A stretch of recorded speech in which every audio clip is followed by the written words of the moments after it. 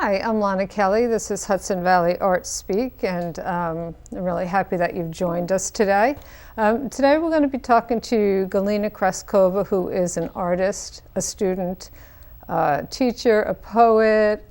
She's a Renaissance woman. She does an awful lot of different things, and she's even a part owner of a gallery in Beacon. Thanks for coming today. Thank you for having me. Yeah, I do a little bit of everything. Yeah. How did you manage to get the time to come? I carve it out of my schedule. Yeah. So that's a lot. So what, in all that mix, what kind of holds it all together? Is there a unifying thing? I do things that I'm passionate about. And for me, creating beauty, creating things of beauty is very important for me. I think we have enough ugliness in our world. Mm-hmm. We have enough things that strip meaning from our world.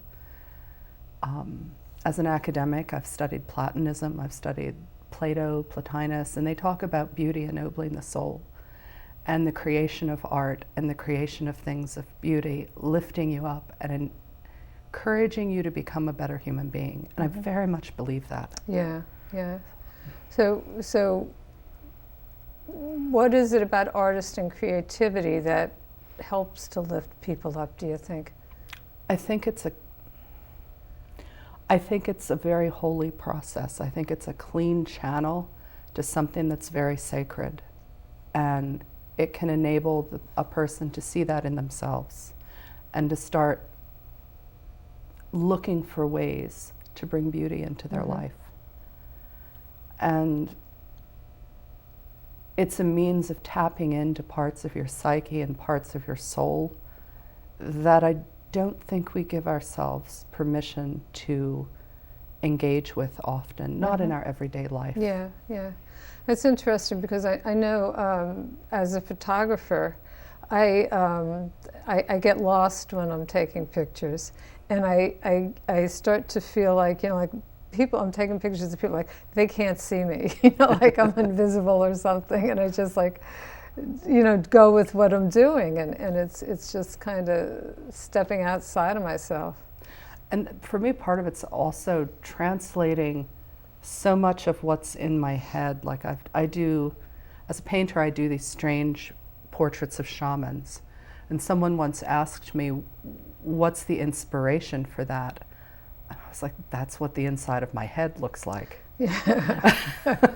I think that answer frightened them, but yeah. It's getting it's communication. Yeah. And it's communication with something sacred, I think.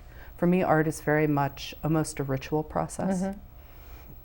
And not that means I'm not cussing a blue streak in my studio when I'm trying to get something on the canvas. Trying to get it right. But the bigger picture, it's very much a sacred process for me.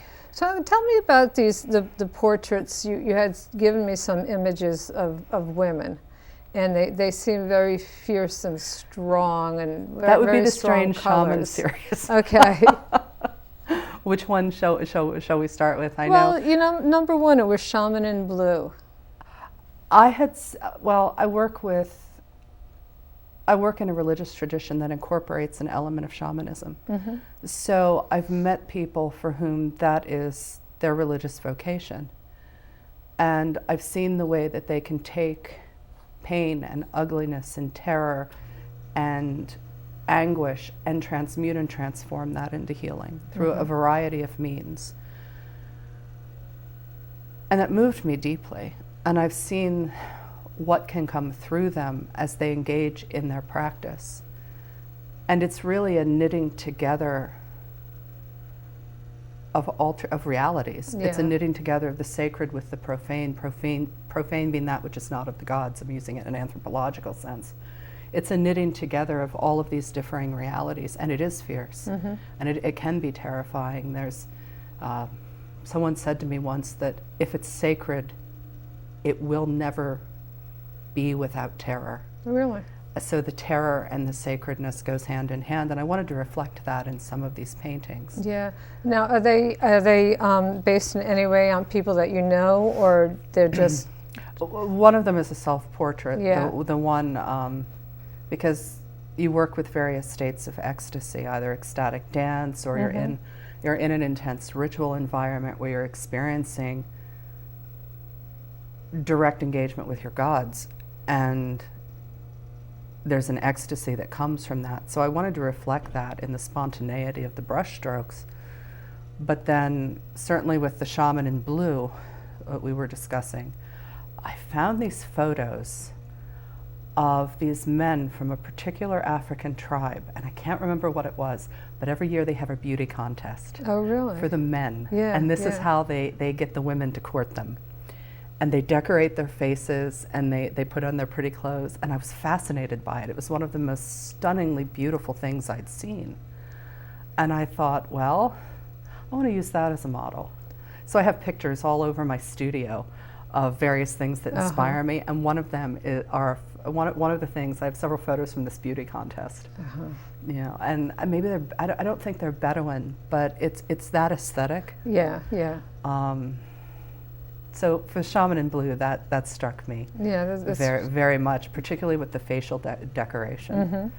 And what about, is it Maenad? Maenad. Maenad. Maenad is a female devotee of the god Dionysus, and Greek literature and Greek religion talks about how Dionysus would fill these women with frenzy, and they would run off into the woods and they would enact his sacred rites, and sometimes it was incredibly violent, and sometimes it was incredibly beautiful, and you have accounts of miracles like striking a rock and milk and honey would gush through. So a Maenad is a follower of Dionysus, and I was practicing portraiture. So I decided I wanted to try to blur the line between devotee and that to which she is devoted. And for a long time, as I was painting this, I said, I don't know if it's a portrait of Dionysus, if it's going to be an icon, or if it's going to be a portrait of one of his women. And in the end, it turned out to be a Maenad. It turned out to be one of his women. But it was really up until the point where I was finishing the highlights in the eyes, I wasn't sure. Really? Because there's an androgyny to that particular image, I think. I think so too. Yeah, it's so strong though. It just jumped out at me when I saw it. And then I looked at the next set of images that you gave me. Completely different. Which is so completely different. The still life with roses. I like still life. Yeah, I really and like still life. It was just I like, love it. Is this the same person? Especially if I'm working in watercolor, I get these incredible, I have no idea how, I look at this, I get these incredibly delicate still lifes.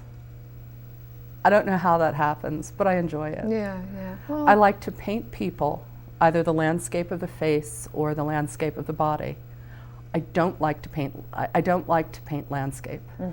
I like to photograph buildings, and in both cases I like to photograph things, like interesting groupings for still life, because I think it's kind of like the archaeology of our lives. You know, what I look at a teapot, it reminds me of my grandmother. Right, yeah. You know, that we all type have of those thing. things, yeah, yeah. And we all have so many different facets in our in our personalities. Yeah. I know, but people who see the two types of art together, either the shaman portraits and then my watercolor still life, they have no idea what's going on. Yeah. The shaman portraits, just for another minute. What is your medium with these? Acrylic. Acrylic. Occasionally multimedia, but all of the ones that you're looking at there are acrylic. Or acrylic. Yeah. And so then the still lifes are The still life? watercolors. Well, the one with the umber background, the big and the black The face, flowers that's with the acrylic. roses. Okay. The really delicate ones are watercolor. Okay. Okay. And you're also a photographer. And I'm also a photographer. Yeah. I started out with photography, actually. Uh-huh.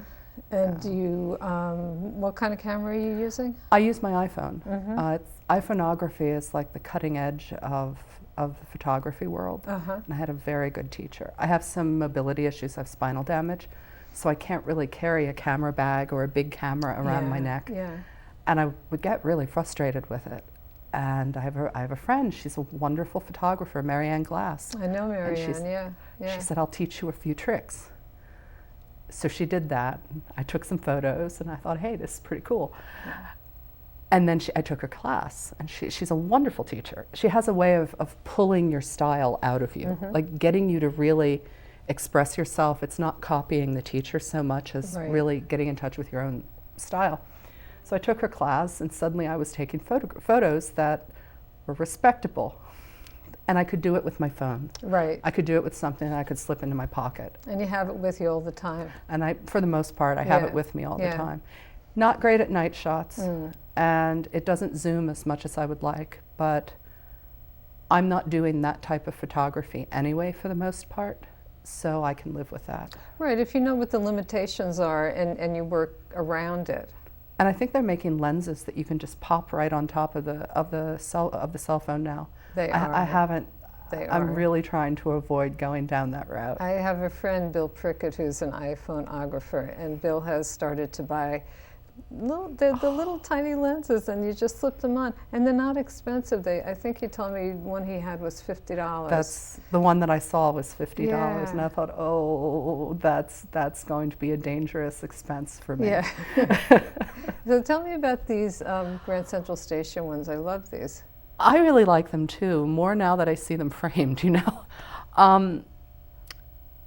My husband, before we were married, we did a weekend in New York. He had never actually been in the city.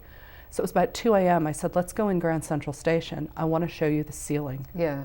And I had my camera with me, so I started I had my iPhone with me, let's be honest. Okay. So I started photographing, and there was almost no one there, so I could actually really take my time and get some of these impressionistic shots. And I just love the way the colors came out. The colors are wonderful. So did you use phone apps apps I have my favorite apps. I actually don't remember what I did. That's probably Snapseed and Photo Toaster. Photo Toaster. I think that's what it's called. Distressed FX maybe, but I took them so long ago I don't remember. Yeah. I just know I'm a creature of habit, so it was probably 2 of those 3. Yeah.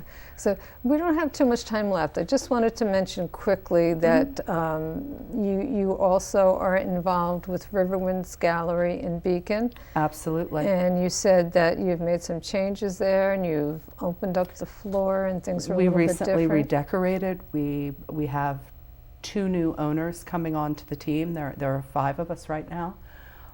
We carry Hudson Valley artists, photographers, painters, potters, occasionally a little bit of textile design, a little bit of jewelry. So if you're in Beacon, come in, because it's just a nice place to spend a little time. It is. Feed your eyes with beautiful things. Yeah. And we've been there 13 years now. That's great. Yeah, we're going on our 14th year, so that's holding impressive. out for 20. Yeah. Well, that's great. Do you show your work there if people went? I do. My work is there. Work? These will be going back. I brought them in for the show. These will be going back. They have a number of my paintings, including a couple of my nudes. And I also show at the gallery in Rhinebeck. Okay. My shaman pieces are up there. Is that a new gallery? Or? That's a new gallery in Rhinebeck. It's an artist's. It's a collaborative venture. It's a co-op. So I have my shaman pieces there, but my nudes and my still life in Beacon. Yeah. And I alternate them. When I get bored with something one place, I'll take it to the other. Yeah, I look forward to seeing more of your work. So thanks so much for coming Thank you so much tonight. for having me. This was wonderful. Great talking to you.